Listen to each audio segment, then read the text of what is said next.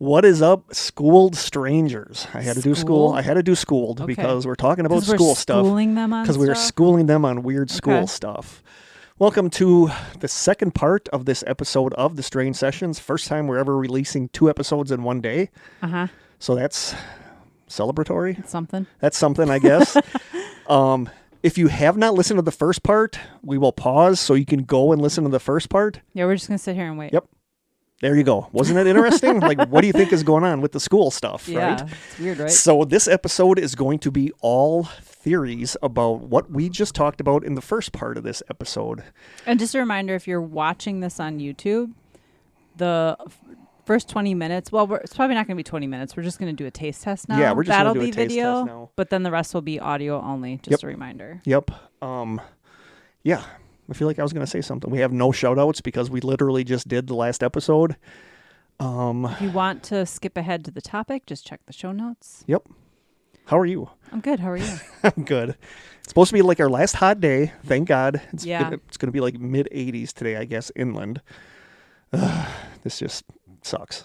Like, I'm just done with this summer. I feel like the weather keeps saying it's going to be high 80s, and then it never actually is that around here. No, and we have listeners like in Arizona and California where it's been a month of over 100-degree temperature, so we really can't complain. We don't even have humidity right now. No, it's I think the humidity might be done. Yeah. I think we're good now with the humidity. Can't complain about that. But I did read in the Farmer's Almanac that it's supposed to be a warm winter, but it's supposed to be a very snowy winter. Okay. So there's that. Cool.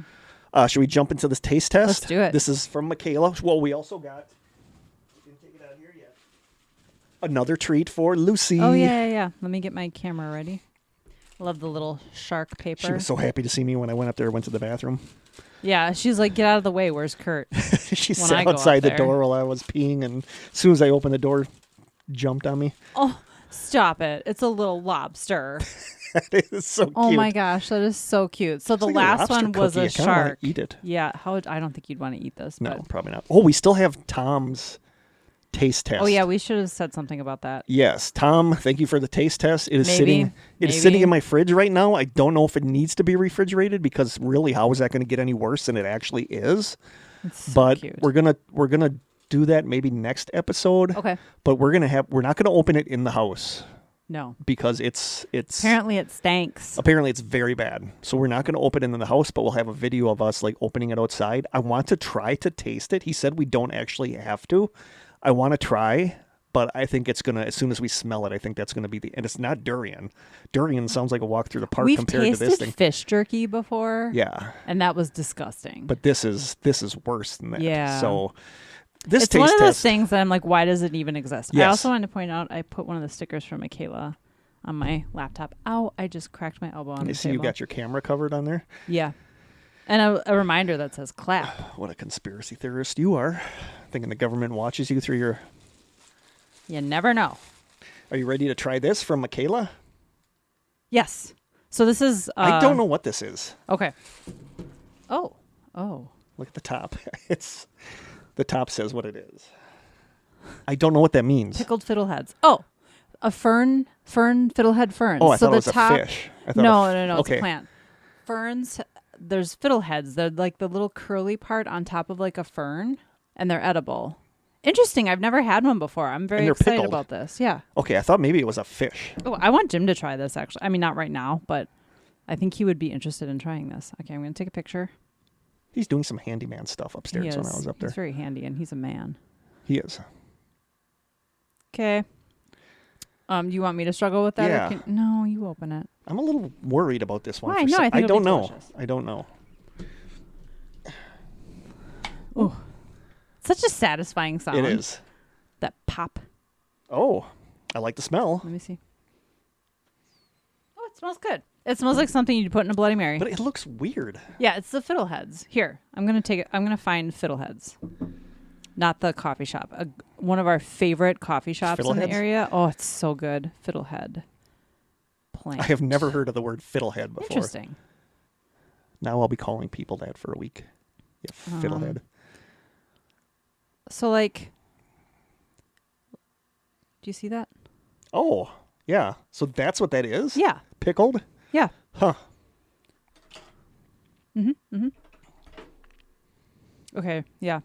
I feel like I need a napkin or this is going to I'm going to let mine drip. Oh, well, okay. Kind of reminds me of asparagus just a little bit. It does look like asparagus. Like, I love pickled asparagus. Okay. Good call.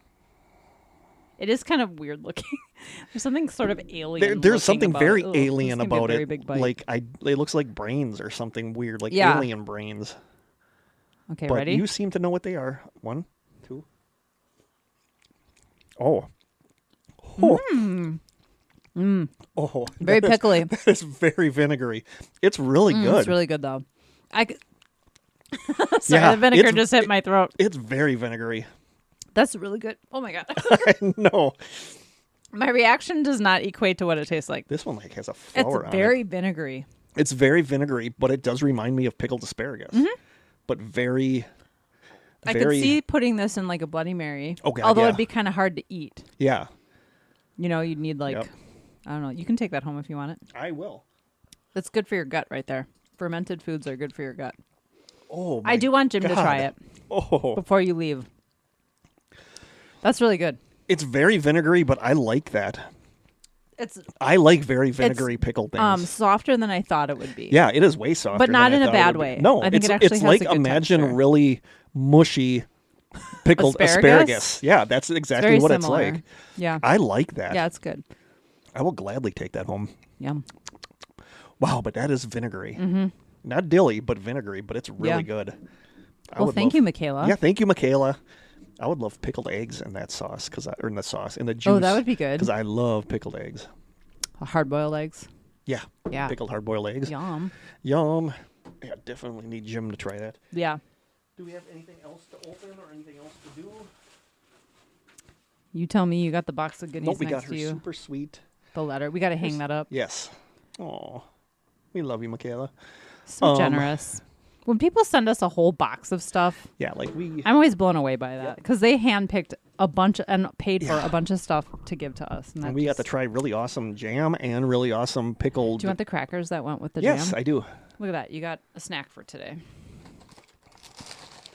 I just finished last night. I'm hooked on. They're from Dollar Tree, so they're not the great brand, but I'm hooked on like the chicken flavored crackers, like chicken and a biscuit. Chicken and biscuit. But like cheap like stores like Kroger's. I think I shop at Pick and Save. Like they have their store brand one, and they're really good, and they're like They're way so cheaper. strong. But I like that. They're super salty and super strong. I remember my best friend growing up, Nikki, her family always had those chicken Oh and my a God, I biscuit. love So I have chicken and a biscuit very crackers. distinct memories of eating those, but they weren't something that we bought. When I was a kid, I used to eat those with the spray cheese and just spray a ton of the my cheese gosh. on there, and that's probably like Sensory a overload. sodium. Is sensory, a sodium bomb. Yeah, somebody on Reddit posted their meal the other day, and it was ramen noodles with fried Spam on the side and soy sauce on everything. Actually sounds really good. But you know how much sodium? Yeah, that's a lot That's of like sodium. a crazy amount of sodium in there, and that sodium is like one of my big problems. Like everything I eat is salty. But like Aaron, he gave me a bunch of food this week. Thank you, Aaron. He always listens to this, and he loves it when we shout him out. Thanks, Aaron. Hey, Aaron. He gave me a bunch of food, and he gave me a bunch of sliced kohlrabi, and I love kohlrabi with salt on it, with just salt on it. And I had to buy some salt, or not steal, but I had to take some salt packets from Quick Trip because I don't own salt at home. Like, I have never owned salt. Really? No, I have never in my life owned salt or pepper because I don't put it on anything. Interesting. Corn on the cob was always just butter. Popcorn was always just butter. Like, I don't put salt on anything. That's good. So I went into Quick Trip and bought a soda and like 5 packets of salt. But Thank you, Quick Trip. thanks, Quick Trip. So, All right, are we getting to the topic? Oh, I think so. Okay, so this ends the video portion of Yes. this. I'm going to go shut the camera off. Bye, video people.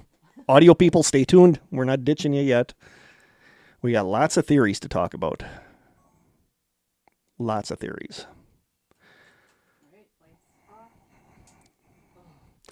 I do have that song stuck in my head now, but it's such a good song. And it's weirdly timeless too, because you can't really tell what decade it's from. Yeah, that could easily have been from like the Yep. 70s Yep. for sure. Are we already ready? Have a comment. I'm just going to read it real quick. Comments. On what? Video. On the short. Somebody posted video. I posted the short already asking for comments, audio, video, and somebody already posted. Yeah, that's a jerk. Those are the comments from that guy that I complained about last time. Okay. I can't make them go away unless I like delete them. But hopefully we get a bunch of comments on the short that. Okay.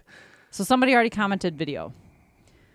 If you're wondering what I'm talking about, we posted a short on YouTube asking people to comment either audio or video so that we know how many people are actually watching the videos, so that when we make a decision to post an audio only episode on YouTube, we know how many people are being impacted. Like, I don't think anybody sits there and watches the video because I don't understand. This person does.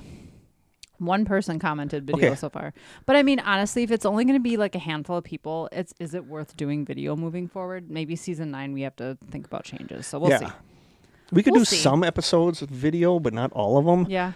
Like you said, we're going to have a hard time with like listener stories where you have to edit the audio in. That is so hard and to do. Our next episode is listener stories. Ugh. So if you have any, if you really want to harsh Krista's mellow, you will send us a couple voicemails. If there was a way you could just have it on your tablet and we just play it and we don't stop recording, that's what messes everything up, is when I have to stop recording. Yeah, I think we could do that. Because now then it stops syncing with the video. I could put it in Dropbox and we could listen to it on Dropbox. Let's try that, because that would make my life so much easier. But still, if you want to harsh Krista's mellow, send us a voicemail.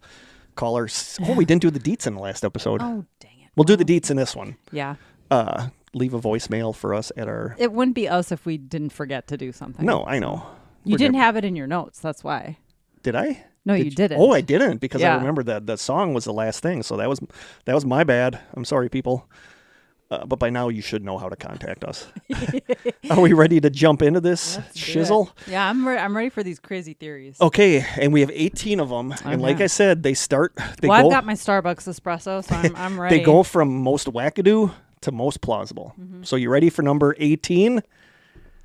Boy. Give me the wackadoo. Number 18. It's something called the, quote, 20 and back recruitment. You ready for this? Yep. Somebody on Reddit says... You are part of a 20 and back program and your memory has been wiped. LOL. Enjoy that rabbit hole.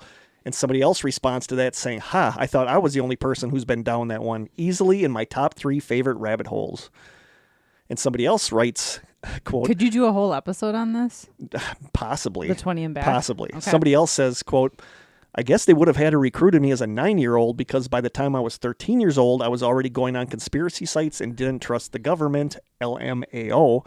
And somebody responded to that saying, quote, that's the exact age they take the kids. And there's something to be said about the fact that the internet didn't exist when this seems to have predominantly been happening. Yeah. So you ready? Uh-huh. This comes from a WakingTimes.com article from November 28th, 2017 called, quote, 20 and back. 2 more whistleblowers divulge involvement in the secret space program. From the article. Okay. 20 and back is the standard phrase used to describe the tour of duty undergone by recruits into the SSP, or the secret space program. The term 20 and back refers to the 20-year commitment that these men and women make when they sign up to go into space, or the amount of time that they are forced to serve as slaves in the SSP. Okay. One of the alleged hallmarks of the 20 and back program is that it involves the highly advanced technology of time travel and age regression, whereby the recruit at the end of his or her service after 20 years is actually brought back in time to the point at which he or she signed up, plus they are age regressed to their age at the time. This means, in effect, that they gain a whole extra 20 years experience in life, although those memories are inaccessible and buried deep within their subconscious. In other words, they live that same age period in their lives twice in different places, doing different things, and only one of those timelines remains active. So they are saying that what is going on here is that, say one of my 6th graders I worked with was taken with the GATE program. They were signed up into the 20 and back program, in which case they were then taken, abducted, or willingly volunteered to go into the secret space program, go to Mars, go into space, and do this stuff. At the end of that 20 years, they were brought back in time and regressed back to that age where they were taken, and they don't remember except in dreams and weird flashes. So you buying that? No. Okay. But a lot of people say that is what is going on with mostly because I don't believe age regression is possible, or time travel, really. Yeah. But theoretically, time travel could be possible, but we haven't figured that out. So you're going to be able to have my student go 20 years working for the secret space program, and then time traveled back. But they'd have to also age regress. And age regressed back. Yeah. So but that's a rabbit hole, because there is a lot online, like the whistleblowers saying that they were part of this, that they went to Mars, they were helping colonize Mars. And at the end of that, they were regressed back to the age that they were taken. And they said that the government wants people around 8, 9, 10 years old. And then when they get done, they're in their early 20s and they're brought back. Like I said, we're starting with the wackadoo ones. Yeah, that's wackadoo. But there is a lot online. I'm going to sneeze now. Talk for a little bit. I would like to say Gesundheit in advance. Thank you. Are you going to look at a light to make that I was happen? trying, but nothing's that happening. That never works for No. me. Jim always does that. But that is theory number 18. That I think we talked too much about it and you lost your sneeze. That these students are part of the secret space program's 20 and back recruitment. Yeah. I've seen that brought up a couple times, and that's a rabbit hole, but I'm not buying what they're selling. Just what's the connection, though? That it's the gifted and talented. They're trying to find kids that would be good for this space program. That's why they're doing the psychic stuff. That's why, because part of the secret space program is psychic stuff. Oh, it is part of that? Yes. Okay. Astral projection, remote viewing, and mechanical stuff like engineering. Like I can see that. They want kids that are good with that, yeah. and they immediately take them, but then they're brought back in time and age regressed to the age they were at when they were taken, with their memories wiped. Next. So that is 18, and that is 20 and back recruitment. 17, they are looking for Jesus or the Antichrist. Okay. And can't wait to hear this connection. Well, it's just random people connecting that. Yeah. But I don't, like, here's the thing, like, I'm not religious. Is Jesus supposed to come back as a kid? Yes. Oh, I don't know about that. Or is he just supposed to come back and be like, I'm back? You know, like, I don't know. But is the Antichrist, because what this theory is that they are That's looking, probably a whole episode. They are searching for the Antichrist or the second coming of Jesus in this population of wildly kids, different things, thinking that they're going to be so advanced that they'll automatically be flagged and put in the gate program. Like I don't know a lot about this. Is the Antichrist supposed to come back as like a human kid? I think so. Yes. Or is that a leftover thing from like the Omen with Damien in the 70s? But that is one of the theories, is that various groups are looking for, like the religious good group is looking for Jesus. Yeah. And the bad group is looking for the Antichrist, but the bad group's also looking for Jesus because they want to eliminate him. So that's up there with the secret space program and the fact that I'm not really buying the Antichrist second coming of Jesus thing. No, none of this has religious undertones to me. I did look a little bit into the Antichrist stuff, and maybe that's something for an actual episode. Yeah, I think that could be an episode. We don't delve into religious stuff a whole lot on here, but the Antichrist stuff is interesting. And there's a lot of Antichrist stuff tied up with Nostradamus, and we've never really talked about Nostradamus, so I think that's going to have to be a topic at some point. Yeah. But that is theory number 17, that it is groups looking for the second coming of Jesus or the Antichrist. Number 16, reptilians. Oh, here we go. Reptilians. And we need to do an episode about the whole reptilian thing at some point too. But it's just like I love when we do these kinds of stories, but I don't like doing them a ton because then it gets too tinfoil hat stuff. Yeah. But there are people that believe that a lot of the population are reptilians that are able to disguise themselves. Yeah. You want a rabbit hole, go on YouTube and watch the videos of celebrities that people like or slow Queen down Elizabeth. with their eyes like change. Wasn't Queen Elizabeth one of them? People were claiming she was reptilian. Yeah. But then there was like a video. These videos you watched looked like they were filmed on the iPhone 1 where it's like all pixelated and you see their eyes like narrow like a cat eyes, and they say that's when because you have to constantly shapeshift to be up they to appear human. They lost their focus for a moment. Some of them are legit are admittedly weird, but again, also, is that Photoshop? Is it Photoshop? Yeah. Is it just a pixelation from a bad camera? Because you know what that looks like. But the theory is that there are reptilians among us, and this is one way that a government group can find the reptilian children. So there's that. Yeah, okay. You buying it? No. No. Although the reptilian that whole thing is very fascinating too. It's fascinating to me, but I don't don't put a lot of weight into it. No, like so much of this is like reminds me of the movie They Live. I know we've talked about that before, and it's a good movie with Roddy Piper. Where have I seen this movie? Where it's from I think the 80s, where he gets. I don't know that I've seen it. Something happens and he gets these sunglasses that when he puts them on, he can see that like all the billboards actually say obey. We've talked about and this. reproduce and eat. And then he can see the people that are like aliens and the people that are actually human. And so much of that is like tied in with stuff like this, like the reptilians can appear to be human and that it's shapeshifter stuff. And this kind of ties in too with the occipital bun that apparently reptilians don't have that or they do have it, and that's why they're looking for people. I would say that's what they're looking for, yeah. So that is.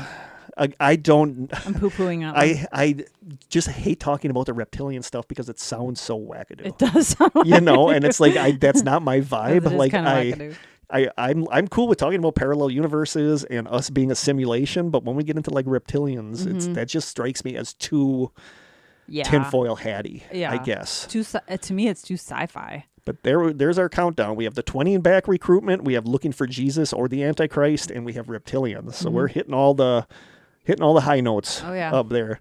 Number 15, aliens. Okay. Somebody on Reddit writes, quote... Like hybrids? Yep. Somebody on Reddit writes, quote, "You are a hybrid human. You were created through a breeding program where one of your parents was abducted by aliens and found worthy for their program. You were taken from your mother's womb when you were old enough and raised by the hybrid program. The advanced classes you took were so that you could learn to act and think like a human.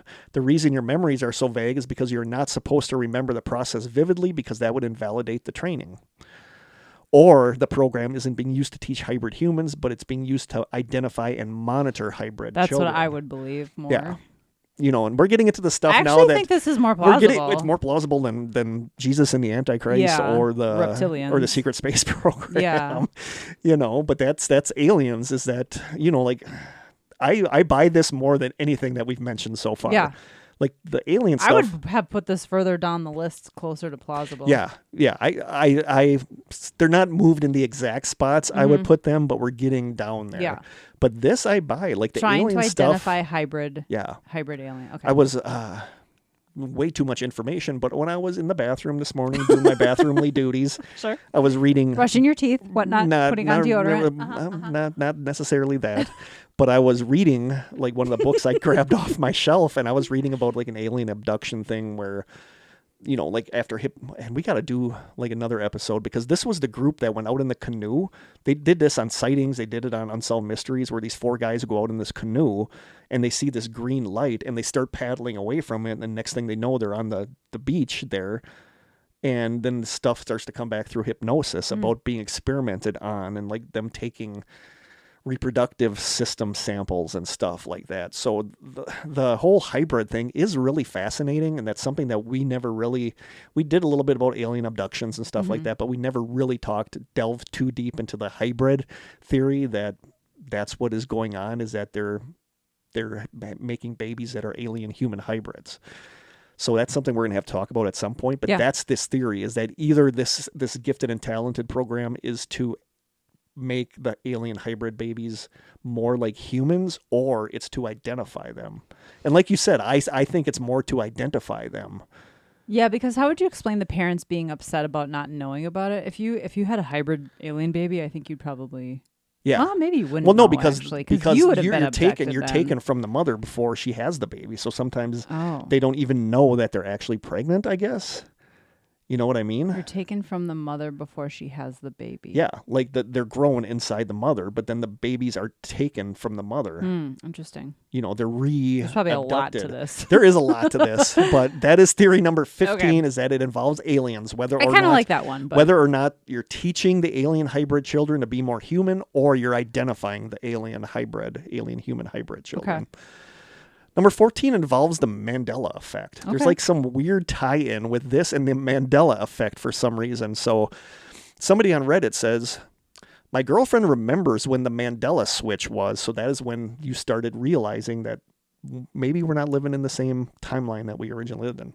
My girlfriend remembers when the Mandela switch happened, and she was tripping out about the Berenstein Bears when I showed her that. She said she remembers the moment of the exact switch, and I'm inclined to agree with her here that it was sometime in 93 or 94. Don't a lot of people think it was like 2012? Yeah, a lot of people do. Like, my first remembrance of it is in like 2008. Okay. And that what's weird about that is that I didn't put it in here because somebody went on this long rant about stuff, and they said that a lot of this has to do with when there was a malfunction in the Large Hadron Collider in 2008, which actually did happen. And that's when my memories start of noticing that New Zealand was in a different place, which is weird because I didn't realize there was that correlation there of that's when something weird happened with the Large Hadron.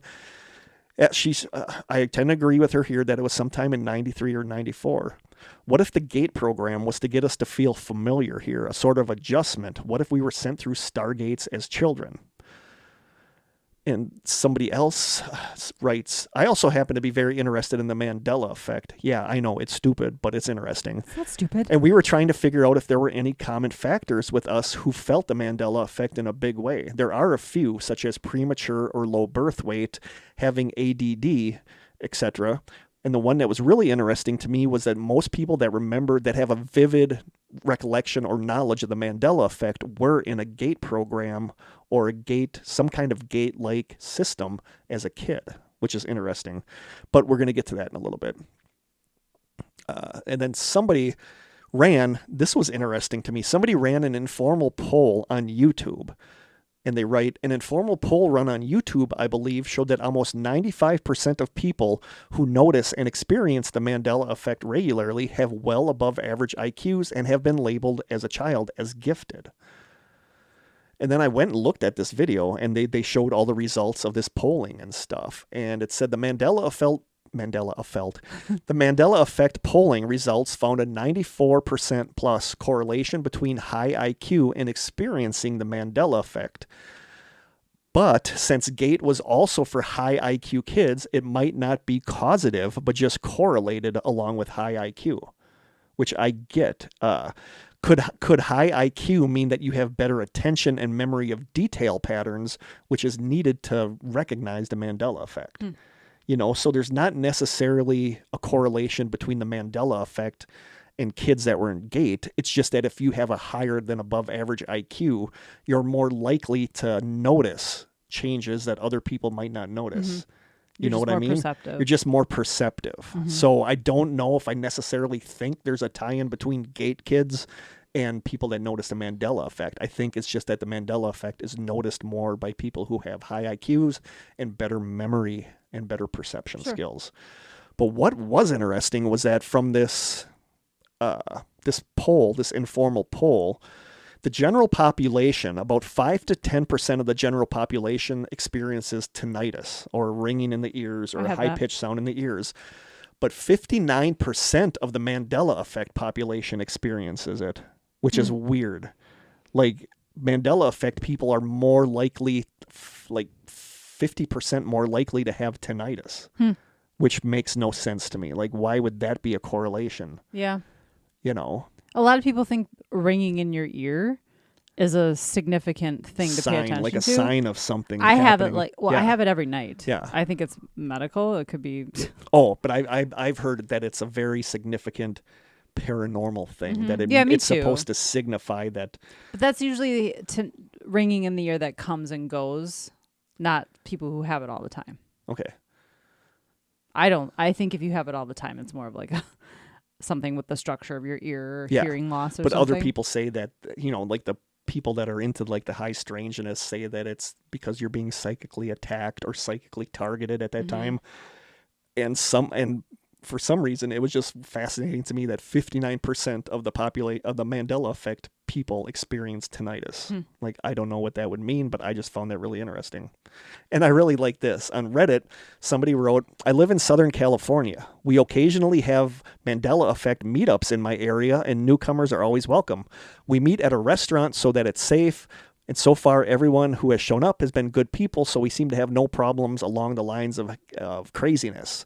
Although the waiter at the last meeting probably thought we were the crazy nutcases, though, because we had a map out and we were discussing what land masses have moved since we last noticed them, but oh well.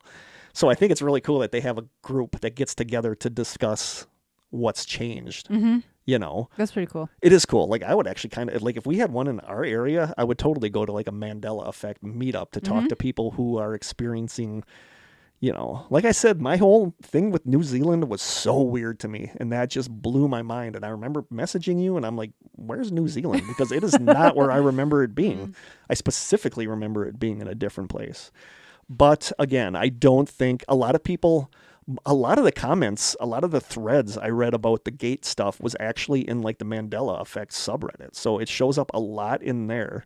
There's the Mandela Effect subreddit, and there's one called Retconned, which is also about Mandela Effect stuff. But I don't think there's really a correlation there. I just think that it's the smarter you are, the more likely, or the more intelligent you are, the more likely you are to notice things that other people might not notice. That makes sense. So that's number 14 is Mandela Effect tie-in. Number 13 is satanic New World Order cabals. Like satanic, we never talk a lot about the New World Order because that's very tinfoil hat. Theory, yeah, that there's this secretive group that actually runs the world and stuff like that. And number 13 says that this group is looking for smart sociopaths to join the elite because you're going to want a sociopath, someone without a conscience, but you're going to want a very intelligent one. Yeah. So that's what you're doing. Is looking for that. Somebody on Reddit writes, quote, "The gate programs are designed to find any and all that could usurp the established order and squash them, or, like you said, recruit them to their cause. Imagine someone with the power of Jesus being used for evil. Then you can see why these people are so keen to follow and watch gifted children." But that gets into the whole, is there like an Illuminati? Is there a New World Order that is... I've been hearing about these guys since God knows when, and they're always plotting to take over the world and do all this stuff, and it's just always gonna happen, you know? Yeah. So there's no actual evidence of it. No. Yeah. But if they're working to destroy the world, they're doing a really good job, just very slowly. Yeah. You know, but the theory is that they are looking for sociopathic kids that are super intelligent that they can recruit to their cause to help destroy the world, or their big thing is to depopulate the planet, you know, like some people say that that's what COVID was an attempt to depopulate the planet because we're already too big on the planet, you know, and that ties back to the whole Georgia Guidestones, because the Georgia Guidestones was there in the event of a nuclear war that a future civilization can read that and be like, you guys need to keep the population below this many billion and stuff like that. But that's number 13. These are all very tinfoil hat. They get better. I mean, they're mostly all tinfoil hatty, but it gets better. It gets more like, I can totally see that. But that is number 13. You probably buy aliens more than the satanic NWO cabal, don't you? Yeah, definitely. Yeah. Number 12 is a big one that I think people have asked us to talk about that we've never talked about on here. Number 12 is that they are seeking out or trying to suppress indigo children. Oh. Yep. I feel like we have talked about indigo children. I don't feel like we really Not have like talked at length, but we've talked about it. I don't even remember us ever bringing up indigo children. Did we? I think so. So the term indigo child, maybe when we were talking about empaths, because empaths tie in kind of with indigo children. The term, this comes from an MSN article called, quote, "What are indigo children? How to recognize these unique souls." The article says, quote, "The term indigo child was first coined in the 1970s by parapsychologist and psychic Nancy Ann Tappe, who claimed that she could see the aura." That's like I threw everything out there that I could think of. It's one of those. Who claimed that she could see the aura of certain children appearing with an indigo hue, hence the name indigo children. Indigo children are often described as being spiritually advanced, possessing a deep sense of purpose from a young age. Many believe that these children are born with a higher level of consciousness, capable of perceiving the world in ways that go beyond the physical realm.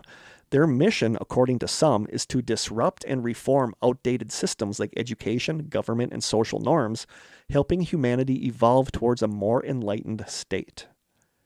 Indigo children are seen as the first of 3 generations of spiritually evolved children, followed by crystal children and rainbow children. These generations are believed to carry unique traits that progressively build upon the spiritual work began. Some of the traits of indigo children: they have a strong sense of purpose. Indigo children often have deep feelings that they are here for a specific reason, even from a very young age. They may express frustration with conventional systems like schooling or authority figures that don't align with their higher sense of purpose. That's basically every teenager I know. Right. You know, they're also said to be highly intuitive. Indigo children are known for their strong intuitive abilities. They have an uncanny sense of, quote, just knowing without being able to explain why. They can read people's emotions easily, and they often feel more connected to the spiritual realm than the physical world around them. Back when I was younger, there were people that said that they thought I was an indigo child. I don't know if I buy that, but I think, well, we'll get into that when we talk more about it. They're also said to be creative and free thinkers. Indigo children are highly creative and tend to think outside the box. They thrive in environments where they can express themselves freely, whether through art, music, or unconventional solutions to problems. They dislike being restricted by rigid structures or rules. They are said to be strong-willed and independent. While many children naturally test boundaries, I can tell you that for a fact, indigo children are particularly strong-willed and independent. They don't conform, and they resist authority if it feels unjust or lacks any sort of purpose to them. This defiance isn't about rebellion for the sake of rebellion. It's rooted in their deep sense of wanting to bring about change. Indigo children are said to be incredibly sensitive, both emotionally and physically. They are often empaths, picking up on the emotions and energy of those around them. This sensitivity can sometimes make them prone to being overwhelmed or anxiety, especially in chaotic or unbalanced environments.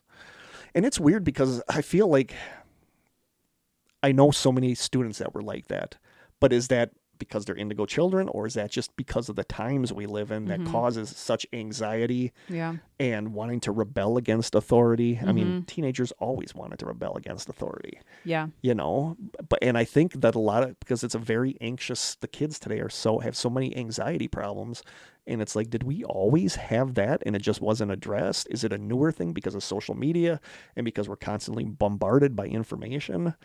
You know, indigo children also are said to have a powerful sense of justice and fairness. They may become outspoken or even disruptive when they perceive something as unfair, whether it's in their personal life or the larger world.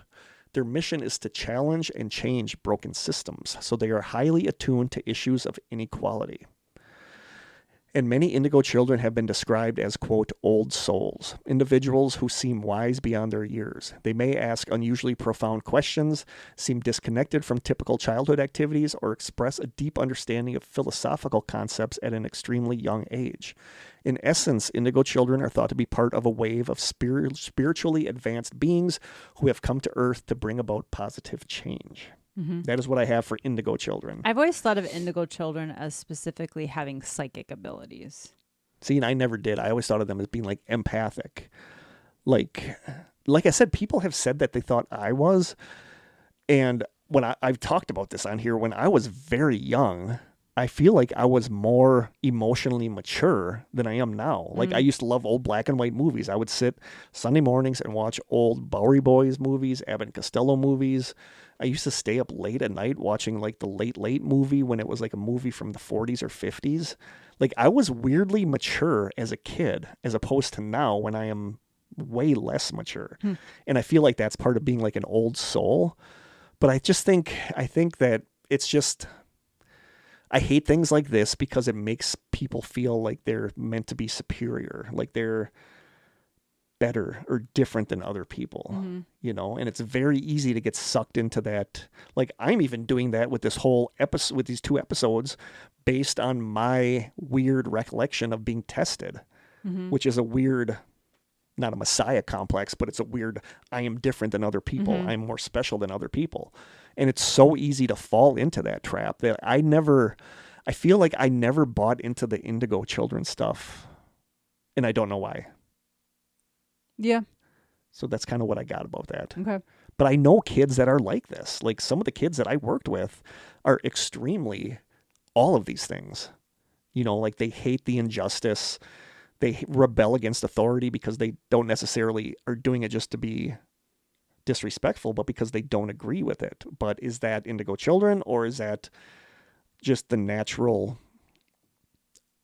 way that the world is today, that these kids are becoming more attuned to that? Like, I don't know. Yeah, I don't know either. But that is theory number 12, is that they are looking for or trying to suppress, like the good group is looking for the indigo children to bring them in, and the bad group is trying to suppress them because they don't want the indigo children making the world a better place. I told you this one was weird. I told you we get into some weird theories here, but these all show up as theories when it comes to this weird school stuff.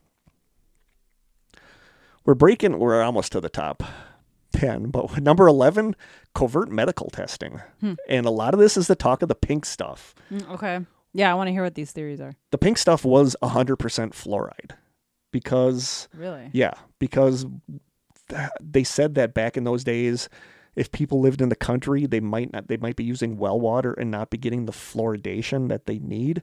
Fluoride is a whole topic in itself, because a lot of people say that the fluoride it's a conspiracy theory that the fluoride that we get in our tap water is to suppress things in us, like certain skills, like psychic abilities. So I grew up drinking well water. Yeah. I don't remember getting fluoride at school. Okay, but I remember getting the pink stuff. I 100% remember getting the pink stuff. You would put it in your mouth, you would swish it around, but then other people said that there were pills that they had to take and swallow, which is a huge no-no. Yeah.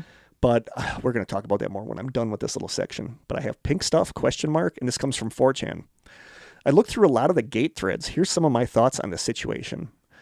It would be nice to think that the feds want to find and cultivate the brightest children so that we could turn the world into a better place. The truth is that they want our potential scrapped before we even have a chance to be a nuisance. Destruction of the pineal gland via the pink liquid proves that the feds know what it does. It also proves that the schizophrenics are right to some extent. Probably the pineal gland, the quote, seed of the soul, grants some degree of quantum probability manipulation. There's a word salad for you. Ever met anyone who just seems to get what they want? They want something, and then the events just come into alignment to help make it happen. This is quantum probability manipulation, affecting reality through force of will before action is ever taken. And that's like the secret thing, where I've actually been looking into that a lot lately. Is like I belong to some subreddits that are about the law of attraction and how you manifest your reality. And to some extent, I agree with that, but a lot of mine is more that your attitude affects. Yes, 100%. I've talked, I think, on here about that day a couple of years ago when I was working at the factory, and it was one of those days where it was 100 degrees on my drive to work, knowing that it was going to be 110 degrees in the factory. And I'm driving to work, I got my air conditioner blasting, and then all of a sudden, I just got pissed, and I'm like, I'm done with this. I shut off my air conditioner, rolled down my windows, I reveled in the heat. And for some reason, that night when I was at work, everybody else was bothered by the heat. That one night, I wasn't. Yeah. I was fine. And people were even asking me, they're like, how come you're not dying like the rest of us are? And it was really weird because I wasn't.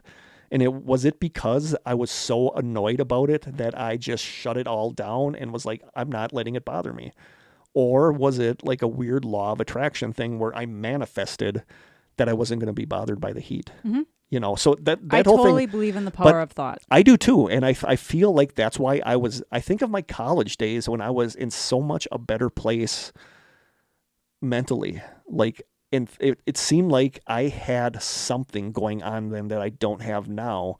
And I feel like it was a lot of like the law of attraction type things. I was putting out more positive beliefs, and I was getting more positive stuff back from the universe.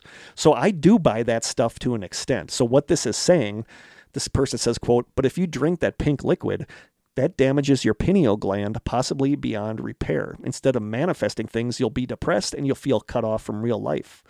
Why would feds do this to a child? Let's assume it's because they already have their own task force assigned to manifesting things that they want to happen.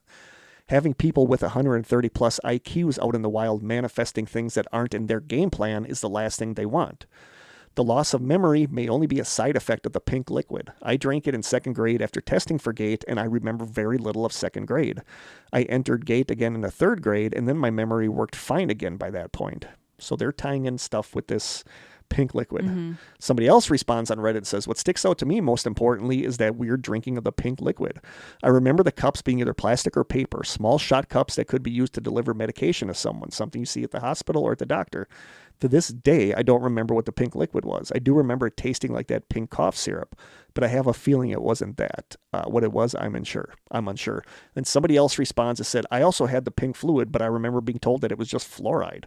I remember there being a long table with the cup set on it, and the pink fluid was in big soap dispensers. And I remember this brought back a weird memory.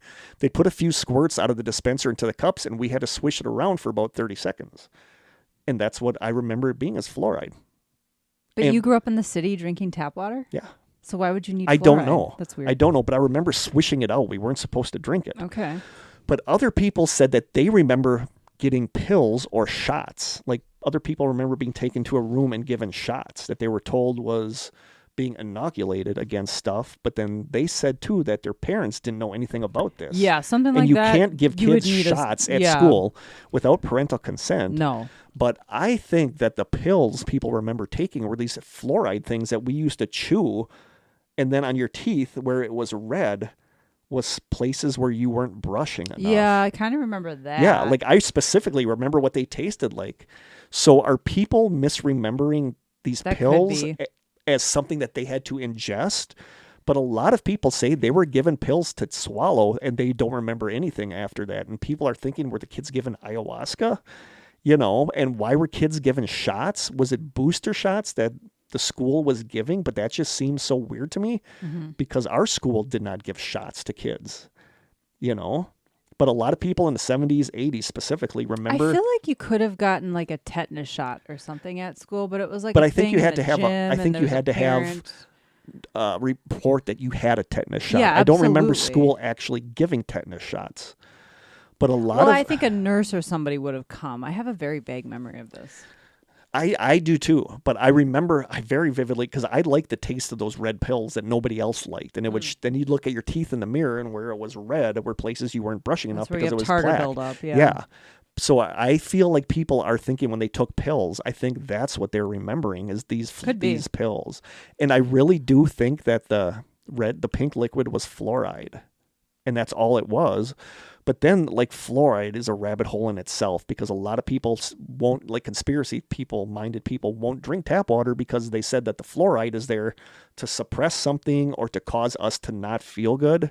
So there's a whole lot tied up with the fluoride thing. So I do think it was just fluoride, but I don't know. A lot of people disagree and say that they were given pills that they had to swallow or given... Like, you were not supposed to swallow this pink liquid, but other people specifically remember that they were told to swallow the pink liquid. So that's theory number 11, is that it was medical, that they were testing stuff on kids. Okay. And I don't buy that. Like, that's... I don't know. I don't know. I just have a hard time with that one, thinking that... But there's a lot of people in these threads that said they were given shots and they were given pills and they don't remember anything after they took these pills. So I don't know, but I do think the pink stuff was just fluoride. But like you said, it's weird that you lived in a country and you don't remember that. And I drank tap water and I kind of remember that. Yeah. So I don't know. This was the 70s and 80s. So who knows? But now we're in the top 10. So now we're getting to the stuff that is a little less tinfoil hatty. Okay. Number 10. 10 is weird. 10 is something that has shown up. I think I've even mentioned it on the podcast a couple times. And this is worthy of an episode or a partial episode in itself. But it is something... This is Jim. Oh, it is something called the Tavistock Institute. Tavistock Institute. I'm trying to think if I've heard of this. It sounds familiar. I've mentioned it in passing on the show. But the Tavistock Institute, like I said, is a rabbit hole in itself. And... it's fascinating stuff. But somebody on Reddit writes, quote, "For me, the jury is still out whether this gate stuff is just confirmation bias or something deeper. The fact that the USA and Canada have the highest number of participants with these similar traits could indicate that it is a continuation of some sort of MKUltra style program, but I don't know.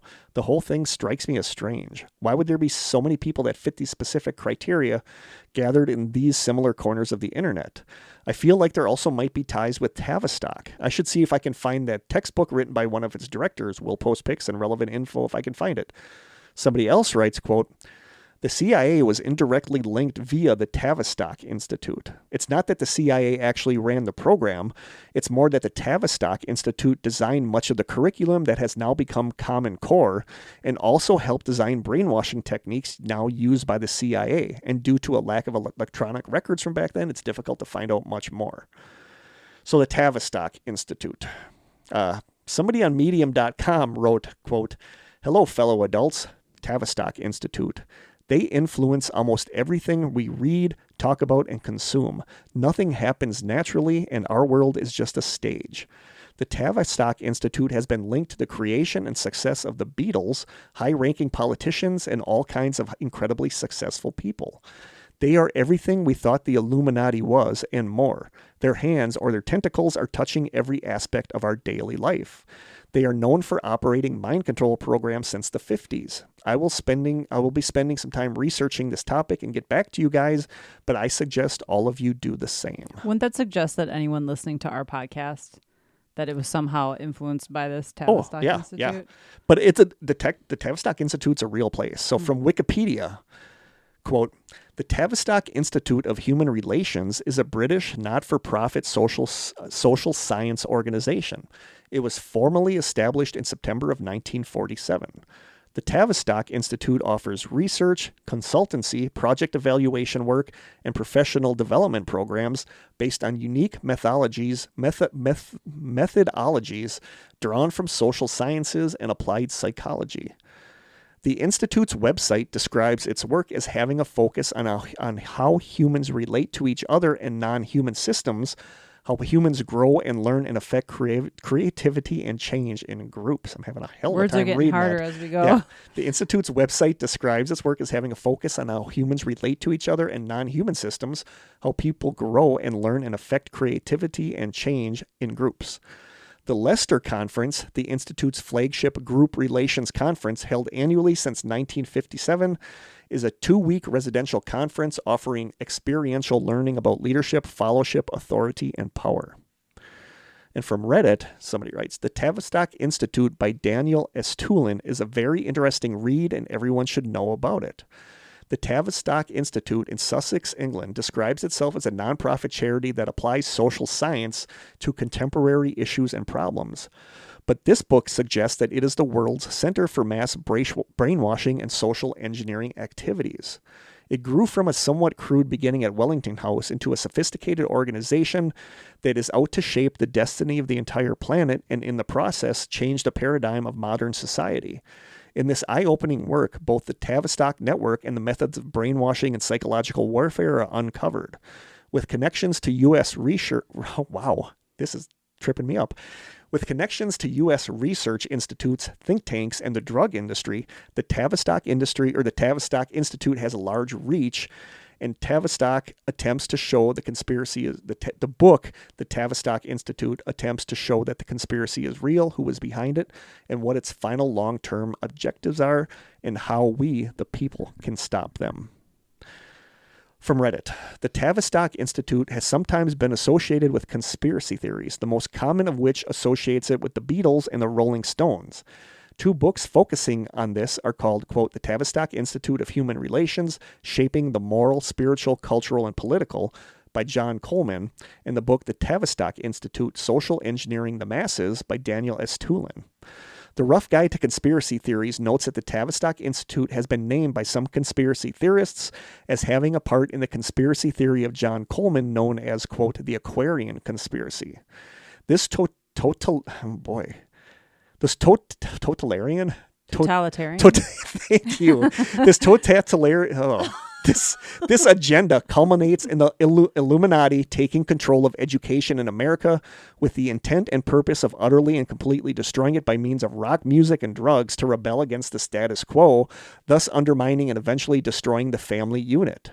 Todd Van Lulling, writing in the Huffington Post, also mentions this idea, saying, quote, the Tavistock Institute is a publicly known British charity founded in 1947, but conspiracy theorists believe that the Institute's real purpose is to engineer the world's culture.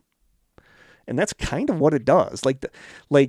when people say they don't listen to this news channel or news station because it has an agenda and it's telling you what all to believe. Of them do. That's what the Tavistock Institute is what is responsible for guiding the world the way they want it. Mm-hmm. Like they wanted Taylor Swift popular, they made Taylor Swift popular. Okay. Like this Tavistock Institute does that. They're the ones that are running society through manipulation, through psychological things, mind control, according to conspiracy theorists, that everything is planned out and plotted by the Tavistock Institute. Somebody on Reddit says the Tavistock Institute originated the mass civilian bombing raids carried out by Roosevelt and Churchill as a clinical experiment in mass terror, keeping records of these results as they watched their, quote, guinea pigs reacting under controlled laboratory conditions. All Tavistock and American Foundation techniques have a single goal: to break down the psychological strength of the individual and render them helpless to oppose the dictators of the world order. Any technique that helps break down the family unit and the family principles of religion, honor, education, and patriotism is used by the Tavistock scientists as weapons of crowd control. It's very hard. I researched this. It's very hard to get a grasp on what the Tavistock Institute really does. Mm-hmm. But they are called, right in their name, the Tavistock Institute of Human Relations. And it's about how everything relates to everything. Mm-hmm. And some of the stuff does sound a little sketchy, but it's like I said, when people say they want you to think this, the Tavistock Institute is who they are. And a lot of people believe that the Tavistock Institute is tied in with this education stuff that I don't know how, but a lot of what I saw tied in the Tavistock Institute with the GATE program and wanting to destroy education and to build up like a new education. So I don't know, but it shows up so much. Again, I tried digging into this, and the Tavistock Institute is a rabbit hole. So if you want to look into something interesting, and recently they came under fire because now they're very involved with gender identity and the LGBTQ stuff, and it's very controversial. And that's what's kind of going on now with the Tavistock Institute. But people just say that these are the guys that dictate everything. That if they want us to vote one way, they manipulate everything to have us vote one way. Like we basically have no free will. We just go along with whatever they want us to go along with. And how that ties in with GATE, I'm not really sure. But it showed up a lot with that. Feels a little far-fetched to me, but... Oh, yeah. And now we get to something political in these days. Number 9 is Mossad, and that is the Israeli, their version of our CIA. Oh. We've talked about them in past episodes, and this is where the stuff with the art student girlfriends come in. Okay. Yeah, I want to hear this. And it's weird. Somebody on Reddit writes, the weirdest similarity with ex-GATE people is that the males report having an Israeli art student girlfriend when they were in college. Hard to believe, but true. This is fascinating. Did she approach him and then lay a honey trap? A honey trap is spy terminology for when a girl seduces you into joining them and being blackmailed. Okay. Did she approach him and lay a honey trap? Was she a covert handler, or was she similarly another unknowing ex-GATE participant, and both of them were being handled by another unseen hand? And somebody responds saying, I wouldn't put it past any government to offer a free program to the nation's best and brightest, including a free girlfriend, with nothing more of a purpose than to make better blind servants of the machine out of all of these students. So from a May 7th, 2002 article on Salon.com called, quote, I never knew this was a thing, so this was kind of weird to me, called, quote, The Israeli Art Student Mystery. The article says, in January of 2001, the security branch of the U.S. Drug Enforcement Agency began to receive a number of peculiar reports from DEA field offices around the country. According to these reports, young Israelis claiming to be art students and offering artwork for sale had been attempting to penetrate DEA offices for over a year. These students had also attempted to penetrate the offices of other law enforcement and Department of Defense agencies. Strangely of all, these students had visited the homes of numerous DEA officers and other senior federal officials.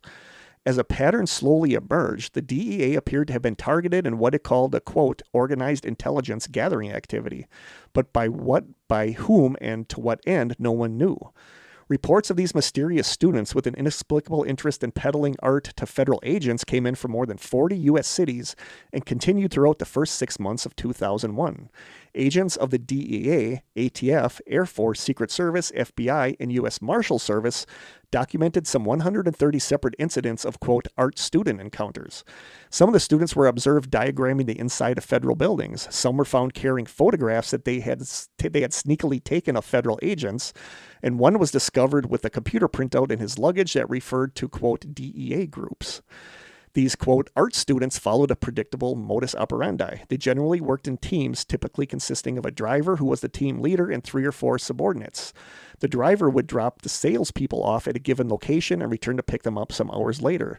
These, quote, salespeople entered offices or approached agents in their offices or homes.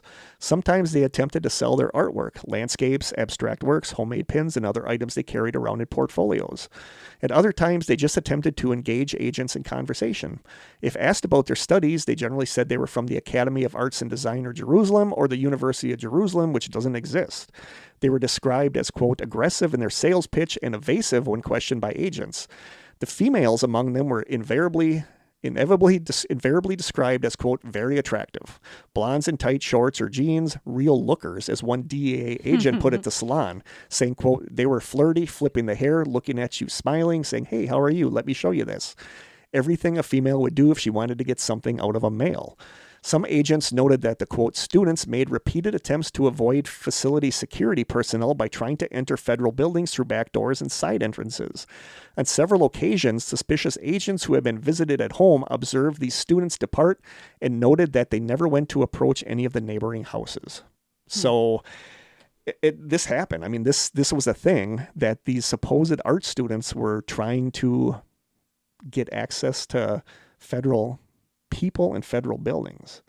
And I think that's just like Mossad trying to get information about our places. So how does this connect to people who were in GATE? I don't know, because so many of those people that were in GATE reported later when they were in college having Israeli art student girlfriends or boyfriends. So I don't know. I don't really know the connecting thing between this, but this was a thing where this was happening with these so-called art students. Again, this would suggest there's some kind of database with these kids in it. Yeah, so if Mossad knew that there was some kind of thing going on with these GATE kids, they would want to get in with these GATE kids to find out what happened to them, you know? Like, I don't think that they were the ones involved in the GATE stuff, because that would be another country coming in and running the GATE program. I don't think it was that, but I think it was that they wanted to find out what was going on in the GATE program, which means that they had to know something weird was going on with that.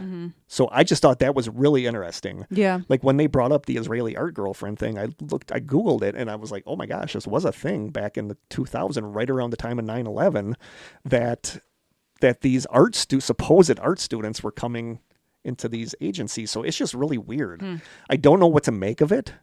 Yeah. But it seems important somehow. Like Mossad knew something was going on with the GATE program. I don't think they were responsible for it, but I think it validates that maybe something was going on, or they just wanted to see what was going on because they were hearing all these rumors too. And maybe they figured that the kids who are now adults who were in these programs were maybe vulnerable in some way, that they could access something. Yeah. That's interesting. And as sad as it is to say, I got this weird, like with Russian accents, like I would easily be swayed by a cute Russian art student. Yeah. Oh my God. I'm a sucker for that. That's funny. So I just thought that was really interesting. I don't think there's a connection between the two, except that the students wanting to monitor the kids makes me think that something was going on that they were aware of. So I don't know. Number 8, MK Ultra, our old favorite. And there's so much of this that shows up in this. There's some more weird stories. Somebody on 4chan writes, quote, I only have 2 clear memories of my time in the GATE program, and both feel like memories I'm not supposed to have, like secret videos I took with my brain of something I'm not supposed to remember. Even now, as I relate this, it gives me a weird feeling like I shouldn't say anything because of some unknown danger. One of the 2 memories was being in a small room with other kids whose names I didn't know, and it was supposed to be a speech therapy class, but that was very strange because I've always had the gift of gab and no problems with my speaking. There was no reason for me to be in such a class. But in the memory, I remember for some reason, the teacher had brought our little group a few pizzas, which was something very rare indeed.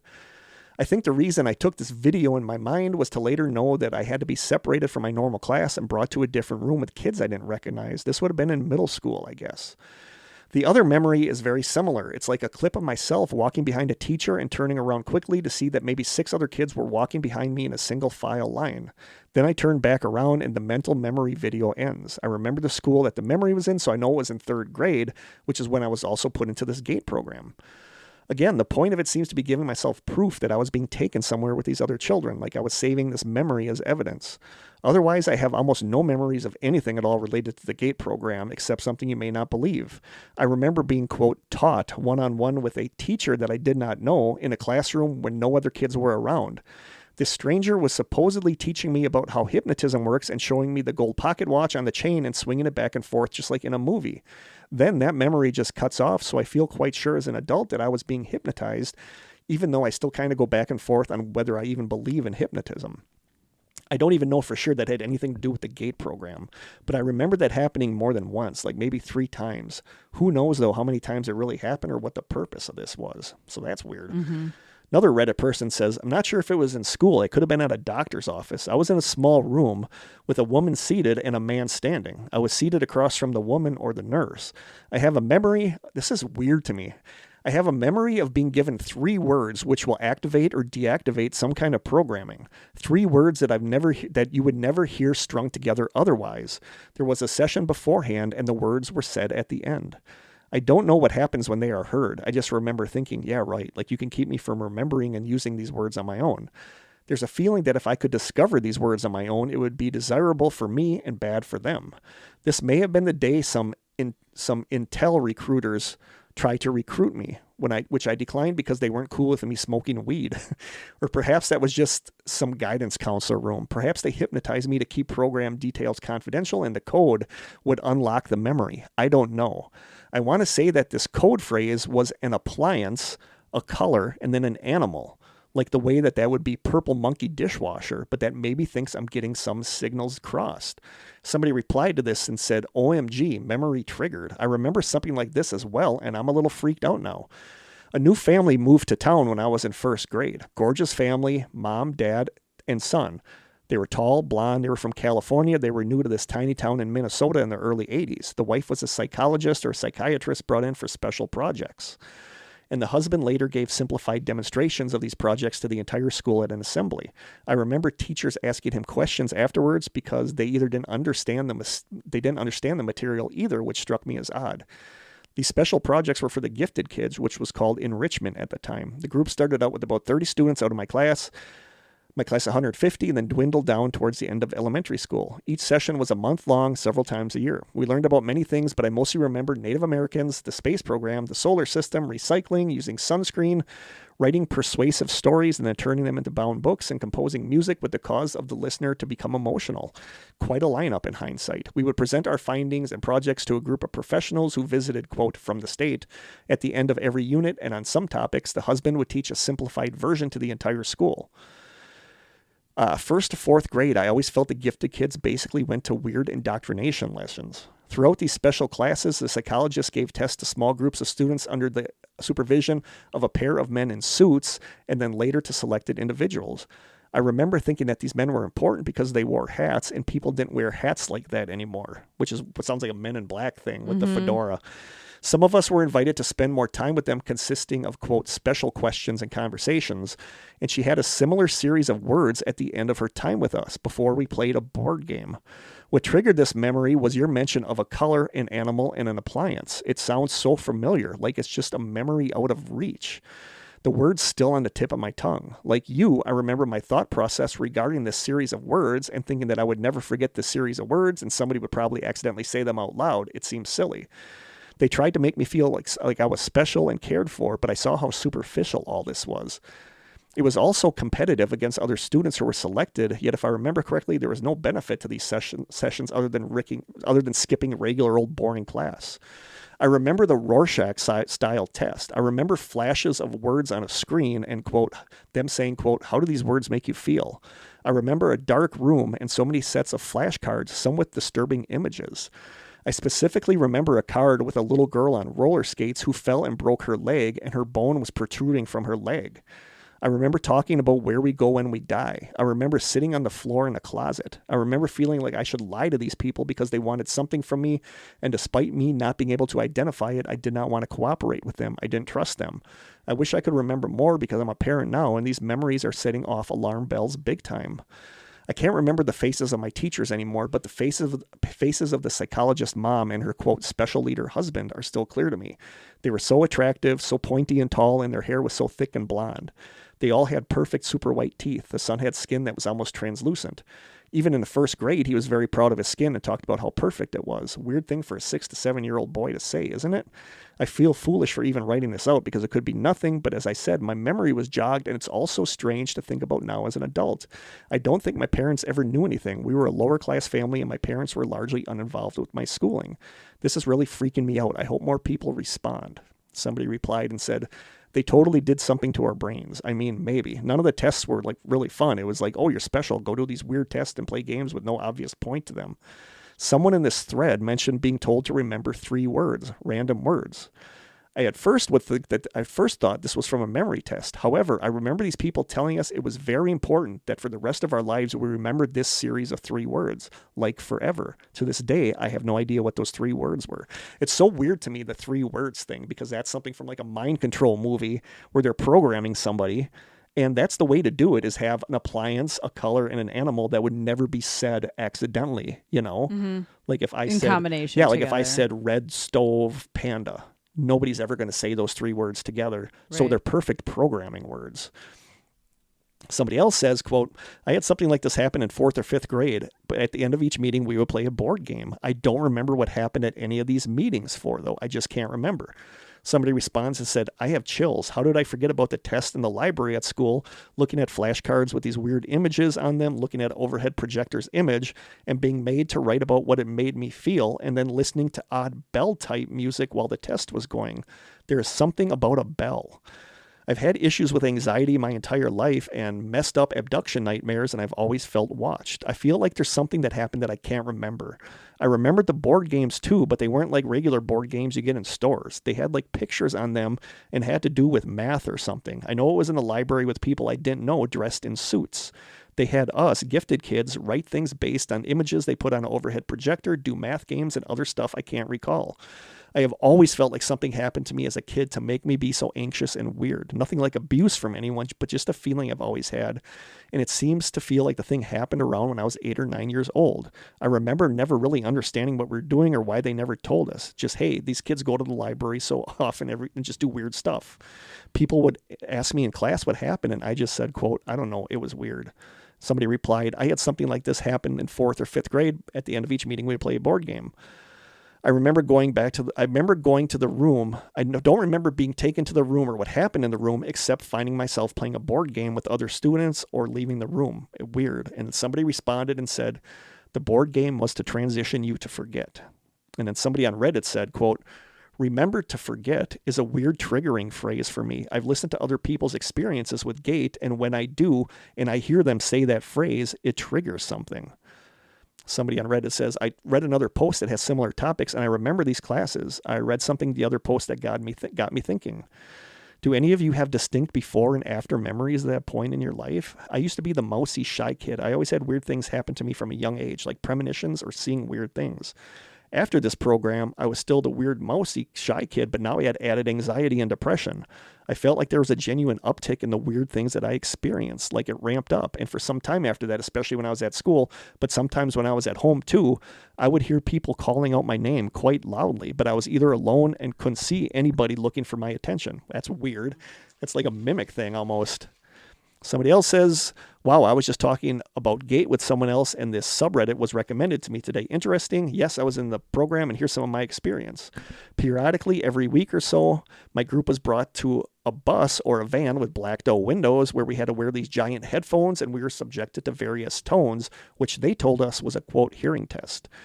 We were told to open our hand when we heard a tone and close it when the tone stopped. After studying CIA mind control, I learned that part of mind control required identifying people who could hear certain frequencies and specifically identify when the frequency started and stopped. Mind control works through radio frequencies. Somebody else writes, quote, I believe this was to test our susceptibility to sound tones and suggestion, possibly to test for admittance into the modern equivalent of MKUltra conditioning. Some victims report intense migraines following these tests. Since these migraines can occur for years after the test, the sound tones might be similar to the pink liquid, meaning that it's a weapon designed to destroy or hamper a child's brain functions. This is such Jason Bourne stuff. It's very Jason Bourne stuff. And what's interesting is I didn't have any quotes in here, but there was a podcast I listened to about this, and they looked into more of the stories than I did. And they said a lot of people remember after these things where they would flash like the shapes and stuff on the board for years after that, the people that went through that would all of a sudden be in the middle of class and they would have weird fractal patterns like flash in their head, which is very Jason Bourne stuff. Like when you think about Lost. The migraines. When you think about Lost, where they were like people strapped to a chair in a mind control room where they had the images flashing quickly on the screen. That's what all of this sounds like. So it's just weird. Was it something with MKUltra? There's so many people that are freaked out by the fact that they can't remember what happened in these meetings. So there you go. Number 8, MKUltra. Number 7, remote viewing. They were researching remote viewing. You got somebody on Reddit says you guys should look up the gateway process. There's a declassified CIA document from the 80s all about it, but it basically centers around a tried and true method for remote viewing where viewers project their consciousness out of their body and into a different place in time and space to see what's going on there.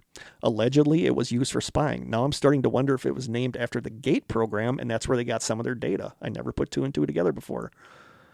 Somebody else writes, during the late 60s here in the UK, when I was around 10 years old, some of us were taken out of class into a room and we had to sit on a couch with a strange helmet on our heads. The helmet had a series of wires with a weird-looking control panel with a sort of oscilloscope screen on it. A man would stare at you and ask you to tell him what he was thinking about, and suddenly weird images would appear in your head. I remember seeing a strange planet populated by strange humanoids and strange buildings. When I told him this, he gave me a stern look of disapproval and muttered something to another man. The next part is blank, and I just remember being back in class. Does anyone else from the UK remember anything like that? So that's weird. And this comes directly, and I never knew this. On the CIA website, there's a section called like Ask Molly, where it's written in like a friendly way where you can ask questions and she'll write back. So this comes from that section of the CIA. Like an AI thing? A chatbot? No, not a chatbot, but like for like school kids. Like if they say, hey, and then she'll write back in a really like friendly it's like school. an actual person? Yeah. Oh, yeah. Molly actually responds. Okay. So there on the Ask Molly, I think it was Molly that says, quote, the earliest records our historians have found on this topic is a 1948 memorandum speculating on whether or not hypnotized people could be used for long-distance communication. We didn't, however, conduct our own research into psychic phenomena, and this is right from the CIA website, so they're just saying this, you know. We didn't, however, conduct our own research into psychic phenomena until the summer of 1972. We worked with scientists and researchers to investigate whether certain people could see locations and objects around the world without actually being there. This is known as remote viewing. The CIA ended this research 5 years later in 1977, and we turned the program over to the Defense Intelligence Agency. The project became known as Stargate, which was actually their initial name for this program. Later, it was renamed Grill Flame. In the mid-1990s, the DIA handed the program back to the CIA. We agreed to take another look at the program on the condition that an independent study group would evaluate it. 4 researchers from the American Institute for Research published their findings in September 1995, and that report is available on the internet. A Google search on, quote, an evaluation of remote viewing will turn up the 183-page document. This report's conclusion, which echoed the assessments of the CIA officers involved in the program during the 70s, was that enough accurate remote viewing experiences existed to defy randomness. I mean, right there, they're saying it worked, but that the phenomenon was too unreliable, inconsistent, and sporadic to be used for intelligence purposes, so we decided not to restore the program. So that's the CIA saying, yeah, we did this stuff, and it did kind of work, but we couldn't control it. Yeah. So it blows my mind that they They're like, yeah, we did that. I mean, it has obvious implications for the intelligence community. And if they in the 70s, 80s, 90s, I firmly 100% believe that children, adolescents, teens have something that, like where they say that poltergeist activity is caused by adolescent girls like lashing out. Like, I believe that there's a magic about adolescents, children's, teens, that they can do stuff that we can't as adults. And what better way to get a hold of a group of kids to try to see if any of them can do this than when they're in school, which is very unethical to me, but I get it. Get it, Sure. So it maybe wasn't nefarious, but they were just seeing if they could find any kids that could do remote viewing, So it's that, I think that's kind of very plausible, actually. Yep. I'm going to go through these quick because we're getting there. Number 6, a military recruitment of some kind. Somebody on Reddit says, I was part of both a tag program in the USA, which was more like advanced classes for kids, full-size classes of 25 kids. We did algebra while my peers were doing long division, etc., normal stuff, grades, tests, homework, etc. Then I was part of the GATE program on a military base, which was entirely different. 5 or 6 of us were a part of this program. We didn't learn anything, so to speak. No history, no math, no science. It was more like a test of skills. We would be forced to play weird strategy games and perform strange tests that would require manipulation of our peers, which is weird. Mm-hmm. Oddly enough, the most broken memory lapse of my life is this period. I have fairly crystal clear memory before and after the program. I say this because it's like there are 2 separate GATE programs with different intentions. Somebody else on Reddit says, quote, those were known as the Smith tests. This is wackadoo, all right? They were known as the Smith test. They covered the windows in the room with cloth and shut out the light. They said they had to ask you the questions in a room without windows, but actually that was the test. They found a room with a window to ask the kids the questions. They covered the windows with paper or a blanket. The questions were designed to gauge your responses and see if you were stressed about not being able to see outside. The kids who passed were put in accelerated classes and went to meetings together and were treated well by law enforcement and had a super easy time getting jobs and getting into college. The world is going to experience a sun event in the near future in which our sun will heat up dramatically due to the amount of dust that has been attracted by its immense gravitational pull. When the amount of this cosmic dust, which formed our solar system, gets to a certain percentage, the mass of the sun will be such that the gravitational pull will exceed the ability of the radiation to escape, and there will be a massive coronal ejection, and that resulting radiation will burn out all satellites in orbit, and the temperature of the Earth's surface will top notch at 400 degrees Fahrenheit for a couple years. If you are not at least 90 feet underground during those years, you will die. The kids that pass that test will populate the over 300 deep underground military bases in the U.S. They are our future, and as such, we're treated better with school and job opportunities. Interesting. Yeah, so they're saying that that's going to happen, and that if you weren't freaked out by the windows being covered and were like totally cool, you're the future because you can live in an underground bunker. Yeah. But there were a lot of reports of people that were in GATE saying that they were contacted, they were like bothered by military recruiters, and a lot of people tie in that it was to weed out kids that would be really good for the military. But I was bothered by military recruiters my senior year of high school, like an Air Force guy would always call. So I don't think there's a GATE connection to that. I just think that the military but I could see the military wanting people that were very intelligent and could do all this stuff and leadership skills. So I do think maybe there's a military tie-in with that. I don't know. It could be. Number 5, studying psychic abilities, which is kind of a given, seeing how much the Zener cards and stuff were. On Reddit, somebody says, quote, I went to elementary school in Ashwaubenon, Wisconsin, and I remember a man coming into our classroom several times over a number of weeks doing some sort of psychic testing. I found this post after Googling psychic testing in elementary schools 1978. This is wild. I recall listening to tapes and then being instructed to guess a number by counting the times the vibration in your head moved from side to side. That's so weird. Yuck. Tons of stories about this and using Zener cards and guessing games. And then somebody else writes, when I was in a GATE program in elementary school in the 90s, we went on a field trip to Princeton University to visit a small research center whose sole purpose was learning how to control physical objects with your mind. They had a giant Plinko-like game from like The Price is Right, where they tried to prove that it's possible to control which slot the ball landed in. They claimed that GATE was linked in some way, shape, or form to all of this, and that this being tied in with the CIA wouldn't surprise me, since that center we visited seemed like something out of Project Stargate. So that's telekinesis. Like the guy there said that there was some tie-in with gait and telekinesis. So were they working like trying to pick out kids that had psychic powers? It really sounds like it from some of the stuff, like all of these guessing games or having to identify what card was in this envelope. You know, there's remote viewing, there's telekinesis, there's psychic stuff, which is so weird to me. And the purpose would be, how could we harness this to our advantage? Yeah. Or lead those kids towards joining the next one, which is theory number 4, and that is CIA or NSA recruitment. And this is weird. Like, I never knew this. Like STEAM, we still do STEAM at the school I worked at: science, technology, engineering, arts, and mathematics. A lot of stuff is geared towards STEAM. In 2021, Congress gave the CIA the authority to support STEAM education in the United States and to speed up the future of innovation to help America stay ahead of our adversaries. So STEAM is actually sponsored by the CIA. What does STEAM stand for? Science, technology, engineering, arts, and mathematics. Okay, That's like where you work, and like the students have this where they get in groups and they have to use like popsicle sticks and stuff to build a bridge that will support this weight. Okay. And that's all kind of supported by the CIA, which is crazy to me because I never knew that. The STEAM program works on behalf of the director of the CIA to advance STEAM-related education for students across the country in kindergarten through graduate school, including students from diverse communities. It accomplishes its mission through partnership with students, educators, and communities.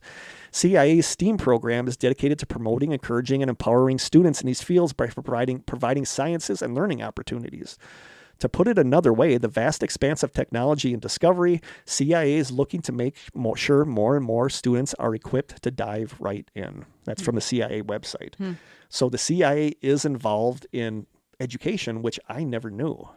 Makes sense. So it makes sense that the CIA, if you have these GATE programs and you find these kids, and I feel like almost that's where like the kid that could remember number series, like 20 numbers backwards and forwards, that's somebody you might want as a spy. Yeah. You know? Someone so it would make codes sense to and me things that like the that. CIA, NSA wants to recruit these really brilliant kids. Oh, totally. And I never knew that the CIA kind of had its hand in education system, and it does, which is fascinating to me.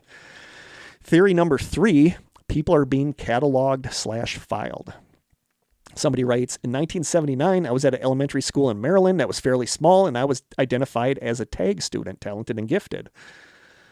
This was 1979, 1980, student in 4th grade. They made us do some weird stuff in that school, and that's kind of when the CIA was doing their experiments in mind control and LSD. It's funny that the program is named TAG because I believe the program was designated to mark or tag special kids and watch them throughout life and learn from them during the course of their whole lives. So if you were in these groups, guess what? You've been tagged. Somebody else writes, quote, we all spent years having extensive psychological and intelligence tests run on us by the government and were very possibly tracked after that. I seriously doubt that a single one of the legit GATE students does not have a bulging profile folder already stashed away in some intelligence agency's filing cabinet. Somebody else writes, quote, I've read a lot about, quote, targeted individuals and gang stalking, and it seems to follow a general pattern. Very intelligent or talented people, empathic and inclined to do the right thing, and usually gifted towards the psychic stuff or having a wider world vision sense than the average person, which makes me think it's part of the program of government intelligence agencies. Many so-called targeted people take time to realize that they were actually chosen very early in life, probably at elementary school. Some even wondered if they are under a lifelong psychological experiment. If you've read about intelligence/military experiments on the population, it's not such a crazy idea. Once these people connect the dots, going back in time step by step, it seems to be quite eye-opening for them. Why am I saying this? Because I wonder if some of those who were in the gifted programs were monitored and are still being monitored. Somebody else writes, quote, I don't know exactly what was going on with all of that, but I think it was the government just trying to find someone who was truly gifted. That makes sense to me. If you can find the next Albert Einstein when he or she is just a young child, you may be able to mold them the way you want and make them loyal to you. It makes sense why they would want that. So they separate and study any child that shows any sort of above average ability and weed out any who are smart but not truly gifted. Once you weed through them, you should be able to find your little Einsteins pretty easily. And somebody responds to that and says, or to sidetrack the gifted so that they don't become capable of challenging select members of the cabal who are pre-selected for success. Somebody on 4chan writes, GATE is supposed to help smart students succeed, but it was bastardized by the deep state to weed the moral ones out of the gene pool and to find intelligent psychopaths to recruit.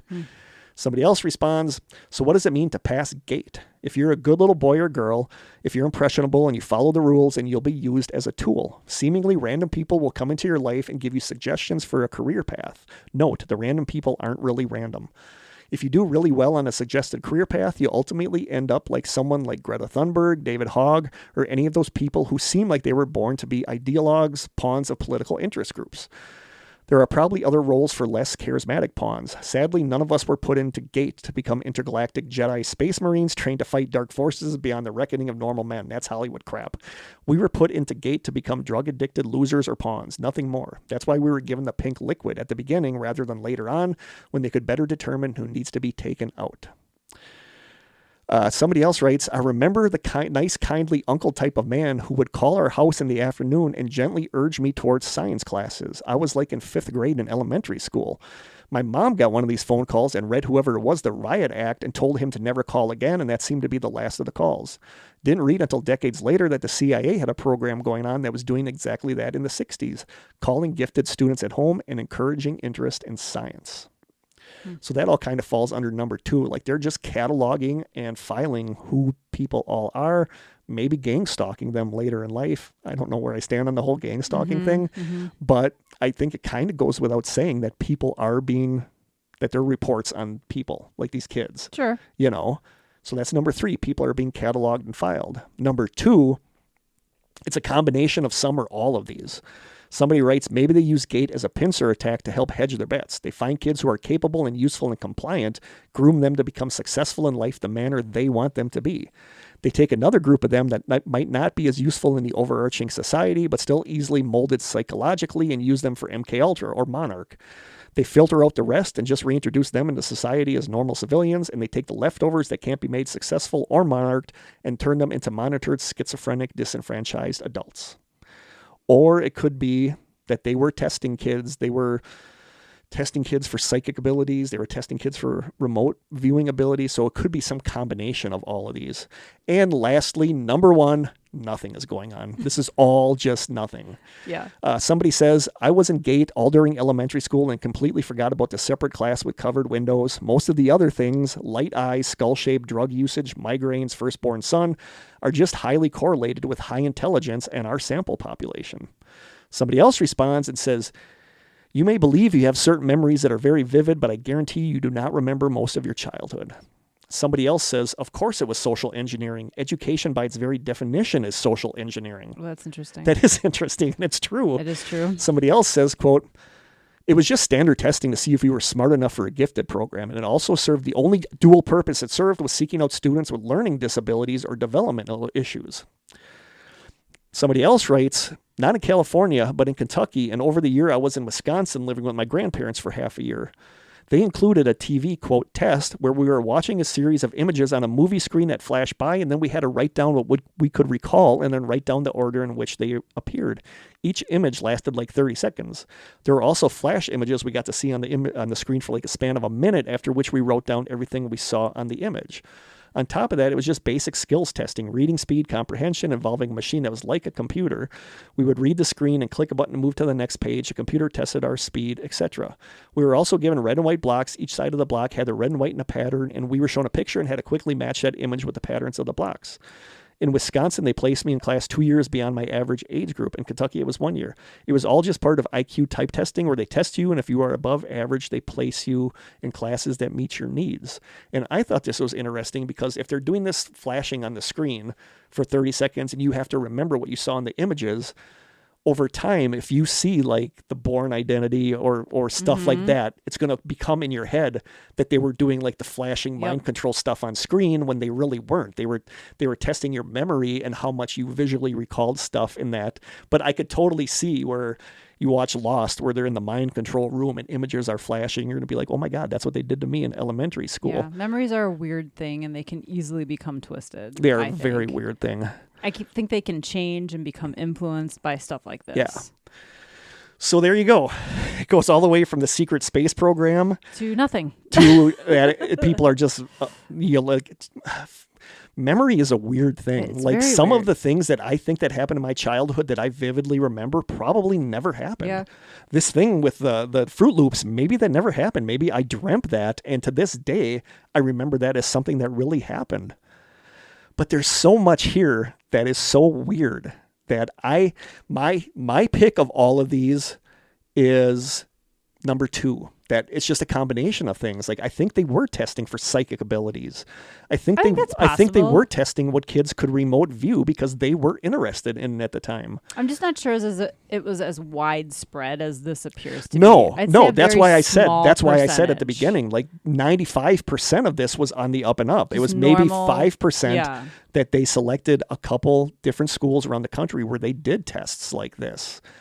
You know, so Yeah, I would agree with that. What do you think at the end of this episode? What do you think about I think all at the this? end of the day, most of this was just nothing was actually going on, and people's memories are starting to get a little clouded because they're reading stuff like this, and then they're thinking, "Oh, did that happen to me? Wait, Yeah. I think that Yep. happened to me." Yeah, but I'm going. But I think there is a percentage of people who probably went through Yes. some sketchy stuff. I'm going with 2 and 3. I think it was a mixture of things, and I think they were just. I think there's files out there about all these kids, which kids they might want in the future to join the CIA, or what kids I could totally see that. what kids in the future they might want to join the military. I think it was a lot of tagging people, but I do think there were tests going on for psychic abilities and that stuff. I don't know. Some of the stuff is really weird to me, like the talk about looking for the occipital bun and then remembering somebody just running their hand down the back of my head and being like, oh, that was it? Were they looking for lice? Were they checking for an occipital bun? There's just a lot of weirdness here. The stuff about being taken in a white van and then not remembering where you were, I don't know. You know, I don't know what I think of this, basically. I think it's not that there was absolutely nothing going on. I think there was some stuff going on, but I'm talking about like theory 1, 2, 3, 4, nothing up near the top where they're looking for the Antichrist, you know, but I do think they might have been studying psychic abilities. They might have been doing psychological tests on kids that I don't think they should have been doing. And maybe that's why they were like, don't tell your parents about this because it was kind of unethical, but I don't think it was necessarily evil. I think it was just unethical stuff. But either way, there's some weird stuff going on in these stories. And also how many of these were actual things that happened. Yes. From Yeah. Reddit. Yeah, exactly. So there you go. Hope you guys like that. I thought it was Quite the really rabbit hole. I thought it was really fascinating stuff. So let us know what you guys think. Do you think this was a big nothing burger, or do you think there was stuff going on? You know, I'm very curious what you guys think, because I know some of our listeners are very conspiracy minded and would say that it was like looking for people to recruit in the New World Order and stuff like that. And I tend to think more it was just this kid we might want to watch in the future. He might be a good spy for us, or this kid might have remote viewing possibilities. Maybe we can recruit him. I think it's more along those lines. Yeah. I don't think it's anything very nefarious. Right. I could see that for sure. So there you go. Holy cow. That was a day. That was a day. So let us know what you guys, I don't have a song for this. I don't have a listener question for this. Do you have any questions you want to answer? Do you have any songs you want to suggest? Movies? Nothing? No. Nope. I'm shot. My mind is a blank because this was a lot. Yeah, I'm just trying to think. What have I been watching? The Rings of Power. I've been watching that. That's pretty good. I've been watching Gilmore Girls and Travelers. Like, I love the show Travelers. That's such a good show. But it's dense. You gotta, like, one of the episodes I had to rewatch a second time because there was a lot thrown at you. So I love Travelers. I watched that show, The Signal. I talked about that in the last episode. The German one. I finished it, and I went on Reddit and online. People hate the way it ended. Absolutely hate the way it ended. I liked it. I actually kind of called it halfway through the series what was going on. So it was kind of cool when I was right. But people hated it, but I liked it. So if you've watched The Signal on Netflix, let me know what you thought of it. Ending was cool, I thought. But apparently nobody else did. So I think that is it for Krista and I. I'm spent. Like, Me my too. mind is fried. Yeah. This was a lot. So next episode, listener stories. If you have anything weird that happened to you, or you just want to write and say, hey, we'll read that too. So just send us anything you guys have. We have a couple of them, but we could really use a lot more. So for our listeners that are like, shoot, I should have sent something in. It's too late now. Now's your chance. So we would love to hear from you guys. Our deets, I will actually give you this episode, are You can email us at TheStrangeSessions@gmail.com. We are on Instagram at TheStrangeSessions, where Krista does an amazing job. Love our Instagram peeps. You can send postcards and snail mail to The Strange Sessions, P.O. Box 434, Manitowoc, Wisconsin 54221-0434. You can call our lonely phone line at 920-443-9602, or you can send listener stories to TheStrangeSessionsStories@gmail.com. That's probably the best place to send a story to, because I will get it there for sure. Or you can Facebook message me or whatever. But we need your stories, so thank you in advance. And I think that's it. Whew. I know, I am pooped. My mind is like buzzing because that was a lot to talk about. Let us know what you guys thought of this episode. I was fascinated by this. I've been down this rabbit hole for the last 2 months, and I continue to go down it. So we'll see. Maybe I know too much, and the government's going to take me out now. It's very possible. Maybe they're the ones that make me not feel good since like 2000. Wow. They're just taking their time. It's a real slow process. It's a very slow process. Yeah. So, again, we love you guys. Thank you so much for listening. Thank you so much for caring about what we do. Thank you to our subscribers who paid for our awesome meal at the investigation last week. So good. Thank you. So, we will see you in 2 weeks for the Listener Stories episode. So, from Krista and I in the Strange Cellar, until next time, stay strange.